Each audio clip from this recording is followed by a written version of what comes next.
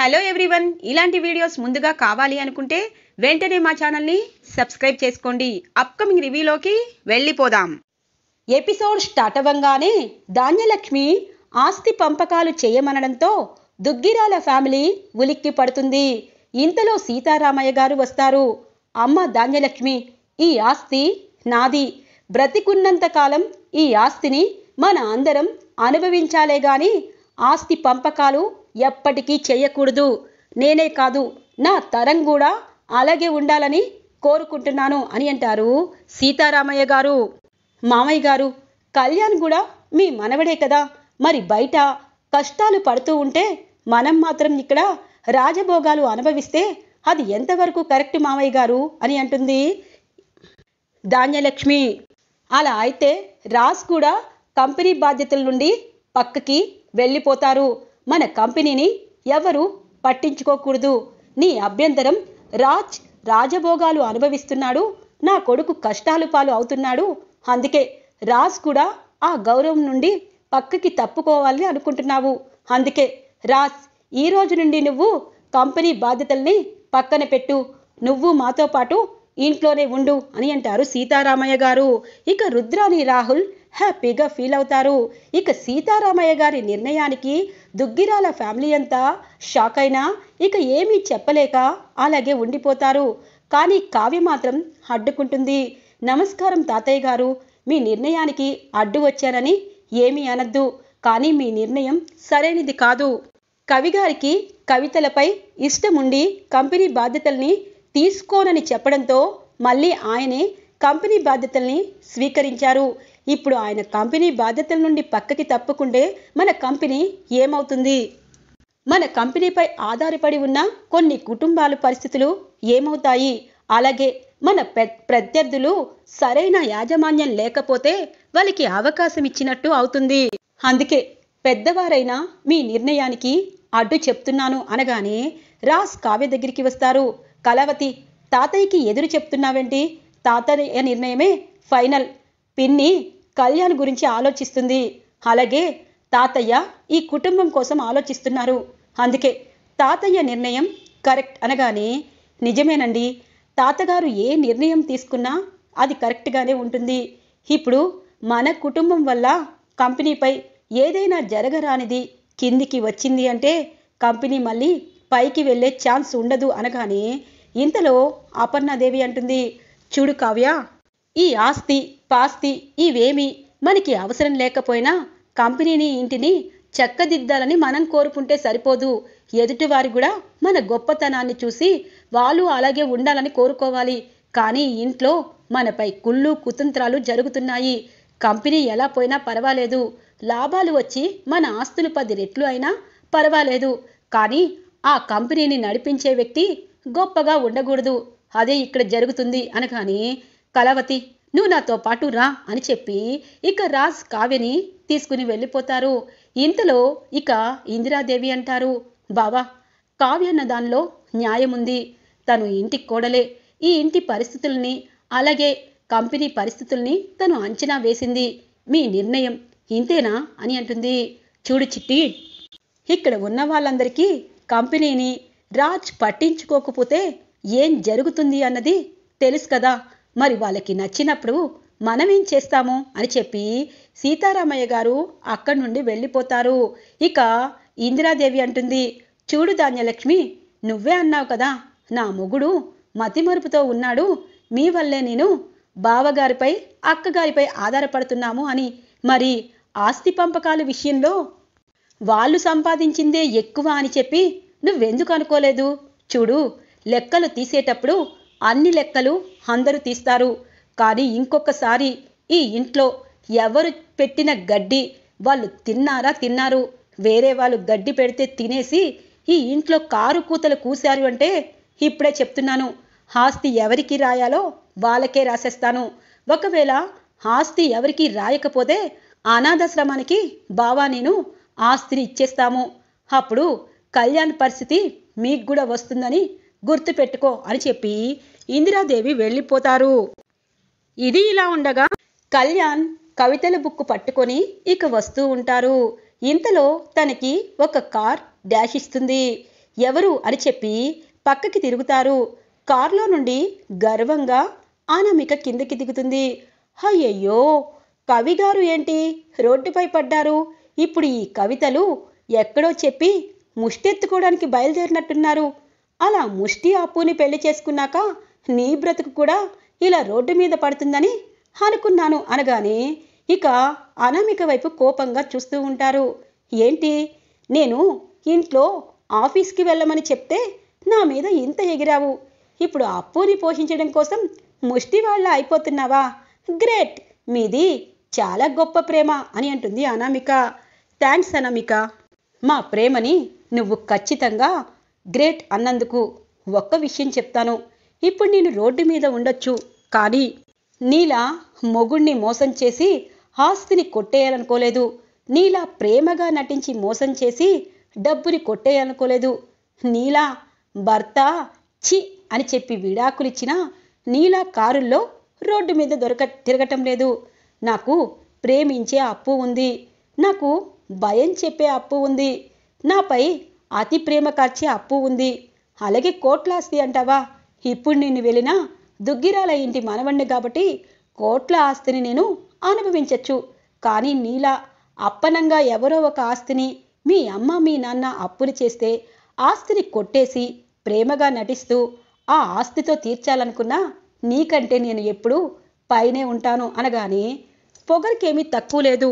ఇప్పుడు ఈ బుక్కులో కవితలతో నువ్వు సూర్యవంశం సినిమాలో వెంకటేష్ మీనాలా పైకి ఎత్తుకు ఎదిగిపోయి మాలాంటి వాళ్ళకి మీరు ఉద్యోగాలు ఇస్తారన్నమాట.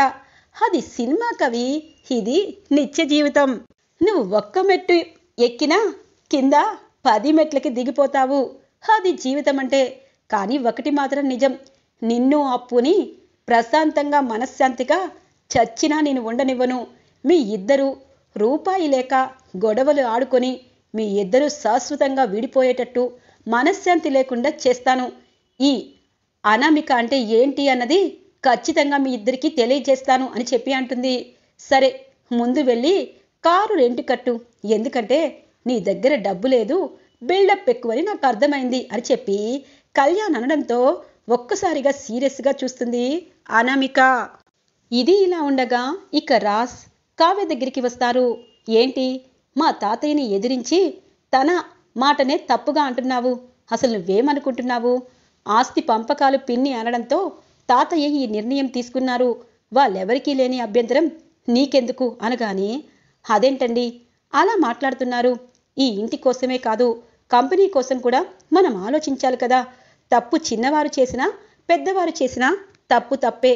అందుకే ఈ నిర్ణయం వెనక్కి తాతగారు నాయనమ్మ తీసుకుంటారని అనుకుంటున్నాను. అలాగే మనం వాళ్ళ వారసులం, వాళ్ళ ఆస్తిపాస్తులని మనం కాపాడుకోవాలి అని అంటుంది కావ్య.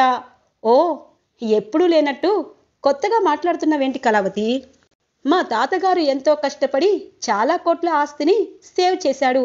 ఇప్పుడు కంపెనీ గురించి మా తాతగారే పట్టించుకోవట్లేదు, నువ్వు మాత్రం ఆస్తుల గురించి మాట్లాడుతున్నావు. ఎప్పుడు నీకు ఇలా జరుగుతుంది? ఆస్తులు కావాలని, ఆస్తులపై ఆశ ఎప్పుడు పెరిగింది? అందుకేనా కళ్యాణ్ అప్పుని ఇంటికి రానివ్వకుండా వేరు కాపురం పెట్టేటట్టు చేశావు అని చెప్పి అంటారు. ఒక్కసారిగా షాక్ అయిపోతుంది కావ్య. ఏం మాట్లాడుతున్నారు అని అంటుంది కావ్య. సరే, నువ్వేం చెప్పాలనుకుంటున్నావో చెప్పు, నేను క్లారిటీ ఇస్తాను అని అంటారు. నేనేం చెప్పాలనుకుంటున్నానండి, కళ్యాణ్ వచ్చేదాకా మీరు ఎండీగా ఉండకూడదని తాతగారు నిర్ణయం తీసుకున్నారు. అసలు కవిగారు వస్తారో రారో అన్నది కూడా తెలియటం లేదు. ఎందుకంటే కవిగారికి డబ్బుపై ఆశ లేదు, అలాగే అప్పుని బాగా చూసుకోవాలని కోరుకుంటున్నారు. తను ఎప్పుడు డెవలప్ అవుతారు, ఎప్పుడు పైకి వస్తాడు, అప్పటిదాకా కంపెనీని చూసుకోకపోతే ఆస్తులు కరిగిపోతాయి. ఇక తాతగారు అనుకున్నట్టు అందరూ ఉమ్మడిగా లేకపోవడంతో ఆస్తుల గురించి మరింత గొడవ పడతారు. అందుకే తాతగారి నిర్ణయాన్ని తప్పు పట్టాను అనగానే, ఓహో అవునా, ఆ విషయాలు తాతగారికి నాయనమ్మకి మా మమ్మీ డాడీకి అక్కడ ఉన్న వాళ్ళెవరికి తెలియదనా సైలెంట్గా ఉన్నారు? మరి నువ్వు ఒక్కదానివే మాట్లాడుతున్నావంటే ఖచ్చితంగా నీకు ఆస్తి పాస్తులపై నీకు ఆశ పెరిగింది. కళ్యాణ్ కూడా శాశ్వతంగా రాడు అన్నట్టు మాట్లాడుతున్నావు. అంటే ఈ ఇంటి కోడలిగా నువ్వే ఆస్తిని అనుభవించాలని కోరుకుంటున్నావు. ఆస్తి పోతుందని భయపడుతున్నావు. అంతే కదా అనగానే ఒక్కసారిగా ఉలిక్కి పడుతుంది కావ్య. అంటే నేను ఆస్తిపాస్తులని నమ్ముకునే దానిలా కనిపిస్తున్నానా? ఏం మాట్లాడుతున్నారండి మీరు? ఇప్పుడు మనస్ఫూర్తిగా అంటున్నారా, కావాలని అంటున్నారా అనగానే కావాలని ఎందుకంటాను? ఎందుకంటే కావాలని అనటం లేదు, ఉన్నదే అంటున్నాను. ఒక మనిషి ఇంట్లో పరిస్థితిని బట్టి భార్యతో కట్టుబట్టలతో వెళ్ళిపోతున్న తను నువ్వు ఆపకుండా కవిగారు వెళ్ళిపోయినా తన బ్రతకాలని కష్టాలు పడాలని అప్పుడే జీవితం విలువ తెలుస్తుందని చెప్పావు కదా.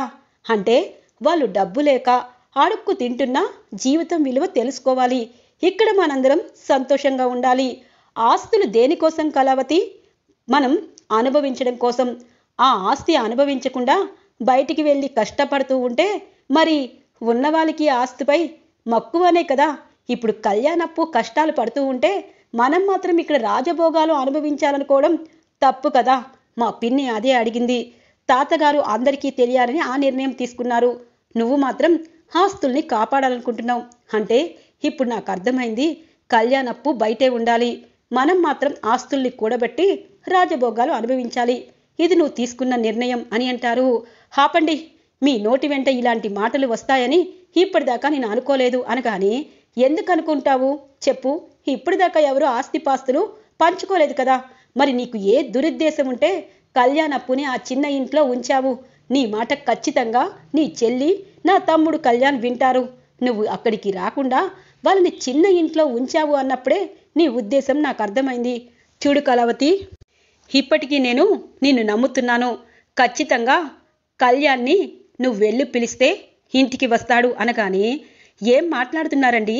వాళ్ళిద్దరూ ఇంటికి వస్తే ఇంట్లో ఎలాంటి సమస్యలు ఉంటాయన్నది తెలిసి కూడా ఇలా మాట్లాడుతున్నారు అనగానే మరి నీ పరిస్థితి కూడా అంతకంటే దారుణంగా ఉంది. మరి ఎందుకు ఈ చూరు పట్టుకునే వేలాడావు? ఎందుకంటే ఈ ఆస్తి నా కోసం, దుగ్గిరాల ఇంటి కోడలి పదవి కోసం ఈ ఇంట్లోనే నిన్ను మనిషిగా చూడకపోయిన మా మమ్మీతో కూడా నా కోడలు అనిపించుకొని సాధించావు. మరి అప్పు కూడా అలాగే సాధిస్తుందేమో. కళ్యాణ్ కూడా కవితలు రాసి పైకి వెళ్తాడేమో. ఎందుకు అలా అనుకోలేదు? అంటే నీ దాకా వచ్చేదాకా ఒక న్యాయం, వాళ్ళిద్దరికీ ఒక న్యాయం. అంటే నీ మనసులో ఏదో స్వార్థం ఉందని నాకు అనుకుంటున్నాను అని అంటారు. ఇక కావ్య ఏడుస్తూ, చూడండి, నిజంగా మీరు మంచిగా మారిపోతేనే నేను నవ్వుతాను.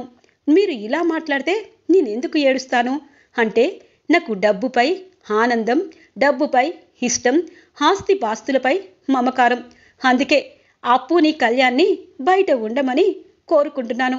ఇదే కదా. సరే అండి, ఈరోజు నుండి ఈ ఆశపోతుదాన్ని మీరు భారీగా అంగీకరించద్దు. ఈ ఆస్తిపాస్తులు కావాలనుకునే స్వార్థపరుణాల్ని మీరు కనీసం పేరు పెట్టి కూడా పిలవద్దు. ఎందుకంటే ఈ ఇంటి కోడలిగా ఈ ఇంట్లో ఉండాలని నిర్ణయానికి వచ్చాను. అలాగే అత్తయ్య నన్ను అర్థం చేసుకున్నారు. అలాంటి వాళ్ళని బాధ పెట్టాలని అనుకోవటం లేదు. ఈ రోజు నుండి మీరెవరో, ఈ స్వార్థపరురాలు ఎవరో అని చెప్పి అంటుంది కావ్య. ఇది ఇలా ఉండగా కనకం కృష్ణమూర్తి బంటితో అప్పు ఇంటికి వస్తారు. అప్పుని చూసి అమ్మ అప్పు అనగానే, అమ్మ నాయన ఎలా ఉన్నారు అని అడుగుతుంది. మేము ఎలా ఉన్నామని అడుగుతున్నావు? నువ్వేంటే ఇక్కడేంటే? మా ఇంటికి రా అమ్మా, కళ్యాణ్ బాబుని తీసుకునిరా అనగానే, అమ్మ నీ కూతురికి పెళ్ళయింది, నీ అల్లుడు మనసున్న కవి. అలాంటి కవి నేను మీ ఇంటికి వస్తే ఇంకేమైనా ఉందా? నాయనా, నేను ఇప్పుడు చాలా సంతోషంగా ఉన్నాను. కవి మనసు ఎంత మంచిదో నాకు తెలుసు. ఒకటి మాత్రం నిజం, అనుకోకుండా పెళ్లి జరిగినా నా మనసుకు నచ్చిన కవిని చేసుకున్నాను. ఇది మీకు చిన్నిల్లులా ఉంది. మా దగ్గర డబ్బు లేదనుకున్నారు, కానీ మా మనసుల్లో సంతోషం ఉంది. దుగ్గిరాల ఇంటి కోడలు అయ్యాను అన్నదానికంటే నేను కవికి భార్యనయ్యానని చెప్పి హ్యాపీగా ఉంది అనగానే, అమ్మ అప్పు, కళ్యాణ్ బాబు చాలా మంచివాడు, నిన్ను పువ్వుల్లో పెట్టి చూసుకుంటాడు. కానీ కష్టం తెలియని కళ్యాణ్ బాబు ఏం చేసి నిన్ను పోషిస్తాడు? అందుకే కొన్ని రోజులు మా ఇంట్లో ఉంటే అన్నీ సర్దుకుంటాయి. తరువాత కావ్య అలాగే అల్లుడు గారు నిన్ను అలాగే కళ్యాణ్ బాబుని వాళ్ళ ఇంటికి తీసుకువెళ్తారు అనగానే, అమ్మా ఎందుకమ్మా అలా మాట్లాడుతున్నావు? నిన్న రాజ్ బావ వచ్చాడు, మా ఇద్దరిని పిలిచారు. కానీ కవి నేను వెళ్ళమని చెప్పాము. నువ్వెందుకమ్మా ఇంకా వాళ్ళు నన్ను ఆదరిస్తారు అనుకుంటున్నావు? వాళ్ళ గురించి కవికే తెలిసినప్పుడు నీకెందుకు తెలియటం లేదు? ఈ చిన్న ఇంట్లో మేము మనశ్శాంతిగా ఉంటామని నీకు అనిపించడం లేదా అని అంటుంది అప్పు. అంటే అమ్మ అప్పు అని అంటారు. నాయనా, నేను సంతోషంగా ఉన్నాను.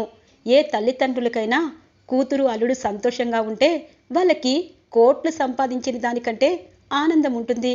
అందుకే మేము సంతోషంగా ఉన్నామని చెప్తున్నాము. నా కోసం మీరు డబ్బులు తీసుకురావద్దు, నా కోసం మీరు ఏమీ తీసుకురావద్దు. కానీ నా కోసం నా భర్త కళ్యాణ్ ఖచ్చితంగా అన్నీ చేస్తాడు. మేము పైకి ఎదుగుతాము. అప్పుడు మీరందరూ సంతోషపడతారు అని అంటుంది అప్పు. అప్పు, నువ్వు పెద్దదాని అయిపోయావే. నిజంగా మొన్నటిదాకా కష్టం సుఖం తెలియకుండా ఎలా పడితే అలాగా ఉండేదానివి. ఇప్పుడు కళ్యాణ్ బాబుని పెళ్లి చేసుకున్నాక నువ్వు సరైన మాటలు మాట్లాడుతున్నావు. నాకు చాలా ఆనందంగా ఉంది అని చెప్పి అంటుంది కనకం. ఇక అప్పు వాళ్ళిద్దరి దగ్గరికి వచ్చి కౌగిలించుకుంటుంది. ఇక కనకం అలాగే కృష్ణమూర్తి ఇంటి నుండి వెళ్ళిపోతారు. తెల్లగా తెల్లవారుతుంది. రుద్రాని రాహుల్ గార్డెన్లోకి వస్తారు. మమ్మీ, మనం వేసిన ప్లాను వేసినట్టు సక్సెస్ అయింది. ఇప్పుడు కంపెనీకి రాజుని రానివ్వకుండా గొప్ప ప్లాన్ వేశావు. ఇప్పుడు ఆ కంపెనీ మన చేతిలో చిక్కింది. మనం ఆడిందే ఆట, పాడిందే పాట. ప్రతిసారి ఏ గొడవలొచ్చినా నిన్ను కార్నర్ చేస్తున్నారు. ఇప్పుడు ఆ కార్నర్ చేసే అవకాశమే ఇవ్వకుండా కంపెనీ డబ్బులన్నీ నేను దోచుతాను అని అంటారు. చూడు రాహుల్, ఇప్పుడు ఇదంతా ఎందుకు చేశానో తెలుసా? నీకు పట్టం కట్టాలని. నీకు పట్టం కడితే ఎవరికి ఏ ఉద్దేశం ఉండదు. ఇప్పుడు కంపెనీ స్వరాజ్ కంపెనీ ఇండస్ట్రీకి నిన్ను ఎండీగా చెయ్యాలని నేను కోరుతాను అనగానే, మమ్మీ ఒప్పుకుంటారా అని అంటారు. తప్పకుండా ఒప్పుకుంటారు. రాజుని పదవి నుండి పక్కకి తీశారు. ఇక కళ్యాణ్ ఎందుకు పనికిరాడని బయటపడేశారు. ఇప్పుడు నువ్వే దిక్కు. నిన్ను ఎండీగా చేస్తే నా లక్ష్యం పైకి వస్తుంది. ఆ ధాన్యలక్ష్మి కళ్యాణ్ని చూపించి దానికి మంట పెట్టాను. ఇంట్లో రణరంగం మొదలయ్యింది. ఇప్పుడు ధాన్యలక్ష్మి అనే ఆయుధంతో ఇంట్లో ఏదేదో చేస్తాను. అయినా ఆ ధాన్యలక్ష్మి కొడుకుని అలాగే కోడల్ని ఇంటికి తీసుకొచ్చి ఎండీగా నా కొడుకు ఉంటే బాగుంటుంది అని చెప్పి అంటే అందరూ ఒప్పుకునేవారు. కానీ అలా చేయకుండా ఇంకా ఇంకా దిగజారిపోతుంది. అదే నాకు కావాలి. ధాన్యలక్ష్మికి ఇప్పుడు అవకాశం ఇచ్చాను. ఆ అవకాశాన్ని మనం ఉపయోగించుకుంటాం. పద, హాల్లోకి పద. స్వరాజ్ గ్రూప్ ఆఫ్ ఇండస్ట్రీకి ఎండీగా నిన్ను చేయమని నన్ను నిలదీస్తాను అని అంటుంది రుద్రాని. ఒక్కసారిగా అప్పుడే వచ్చిన ధాన్యలక్ష్మి షాక్ అవుతుంది. అంటే రుద్రాని ఈ ఇంటిని ముక్కలు చేయాలనుకుని నాతో అన్ని మాటలు అనిపిస్తుందా? చెప్తాను. నా కొడుకు అలాగే నా కోడలు ఇంటికి రావాలని కోరుకుంటే సరిపోయేది.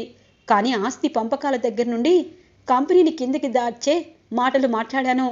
ఇప్పుడు మంచేదో చెడేంటో తెలిసింది. ఈ రుద్రాని మాటలు నమ్మితే అనామిక జీవితం ఎలా పోయిందో నాకు అర్థమైంది. ఇంట్లో అందరూ ఇప్పుడు నాపై నిప్పులు కురిపించారు అని చెప్పి ధాన్యలక్ష్మి పశ్చాత్తాపపడుతూ హాల్లోకి వస్తుంది. ఇక హాల్లో మరోసారి పంచాయతీ మొదలవుతుంది. నాన్న, అమ్మ, రాజుని వెళ్ళొద్దు అంటున్నావు. కంపెనీ ఇప్పుడు మధ్యలో వదిలేస్తే కంపెనీ ఖచ్చితంగా దివాలా తీస్తుంది. కావే చెప్పిందే కరెక్ట్. అందుకే కంపెనీని నడిపించాలి అనగానే, రాజ్ని వద్దని చెప్పారు కదా అని అంటుంది ధాన్యలక్ష్మి. రాజ్ కాకపోతే రాహుల్ చేస్తాడు కదా, ధాన్యలక్ష్మికి అభ్యంతరం లేదు కదా అని అంటుంది రుద్రాని. దుగ్గిరాల ఫ్యామిలీ అంతా రుద్రాని మాటల్ని ధాన్యలక్ష్మిని గమనిస్తారు. ఏంటి రుద్రాని, రాహుల్ ఎండీగా ఉంటే నాకెందుకు అభ్యంతరం ఉండదు? నా కొడుకు ఎక్కడో బయట ఉంటే ఇక్కడ నీ కొడుకు అలాగే రాజ్ కంపెనీ బాధ్యతలు స్వీకరించాలని నేను అనుకోవటం లేదు. రాహుల్ కూడా కంపెనీ బాధ్యతలు స్వీకరించడం నాకు ఇష్టం లేదు అనగానే, ధాన్యలక్ష్మి అలా అంటావేంటి? మరి కంపెనీ దివాలా తీస్తుందా అనగానే, ఎందుకు తీస్తుంది? రాజ్, రాహుల్, కళ్యాణ్ కాకుండా కావ్యే ఆ కంపెనీకి ఎండీగా ఉంటుంది. ఏ అక్క, కావ్యని ఆఫీస్కి అప్పుడు పంపించావు కదా, ఇప్పుడు నీ కోడల్ని కంపెనీకి ఎండీని చేయండి, నాకేమీ అభ్యంతరం లేదు అని అంటుంది ధాన్యలక్ష్మి. ఒక్కసారిగా రుద్రాని, రాహుల్, దుగ్గిరాల ఫ్యామిలీ అంతా షాక్ అవుతారు. రాజ్ అయితే అలాగే ఉండిపోతారు. ఇంతలో కావ్య అంటుంది, చూడు చిన్నత్తయ్య, ఆస్తి పాస్తులు అధికారాలు ఇవన్నీ నేను కోరుకోలేదు. కానీ ఒకటి మాత్రం నిజం, నాకు ఆస్తంటే ఆశ ఉందని మీరే కాదు నా భర్త కూడా అనుకుంటున్నాడు. అందుకే నేను ఎటువంటి నిర్ణయాలు తీసుకోను. నేను ఇక్కడే పని మనిషిలా అందరికీ సేవలు చేసుకుంటాను. మీకు అర్థమైనా అర్థం కాకపోయినా అనగానే, ఏంటే పిచ్చిమొహమా, మీ చిన్నత్తయ్యకి మైండ్ నైటు సెట్ అయినట్టుంది, మరి నువ్వేంటి వద్దంటున్నావు అని అంటుంది. చూడక్క, ఈ ఆస్తిపై నాకు ప్రేమ ఉందని, అలాగే అధికారంపై ఆశ ఉందని చాలామంది అనుకుంటున్నారు. కానీ నాకు ఇటువంటివేమీ తెలీదని వాళ్ళకి తెలుసు అని అంటుంది. ఇక రాజ్ అంటారు, కళావతి, ఎండీగా వెళ్ళు, ఈ ఆస్తినంతా నీ చేజెక్కించుకో, అలాగే కళ్యాణ్ అప్పుని బయటే ఉంచు అని అంటారు. ఇక రాజ్ మాటలకి రుద్రాని, ఇదేంటి రాజ్ ఇలా మాట్లాడుతున్నాడు అని అనుకుంటుంది. చూడండి, అధికారాలు నాకు కాదు, మీకు కావాలేమో. ఆస్తి లేకపోతే ఎలా బ్రతుకుతాడు తమ్ముడు అని చెప్పి తమ్ముడు గురించి ఆరాటపడ్డారు. కట్టుకున్న భార్యని సంవత్సరం దాకా మీరు విలువే లేకుండా చేశారు. మీకు నాకు చాలా తేడా ఉంది అని అంటుంది. కళావతి అని అంటారు. నా పేరు కావ్య, కావ్యని పిలవండి. నా భర్త ఇష్టం వచ్చినట్టు పేర్లు పెడతారు, అప్పుడు తనకి ప్రేమ ఉన్నట్టు. ఇప్పుడు నాకు ఒక విశ్వాసఘాతకురాల్లా అనుకున్నారు కదా, ఆశబోతు అన్నారు కదా, అలాగే ఉండనివ్వండి, ఆశబోతని పెట్టుకోండి అని అంటుంది కావ్య. ఈరోజు ఎపిసోడ్ ఇలా ఇంట్రెస్టింగ్గా ఎండ్ అవుతుంది ఫ్రెండ్స్.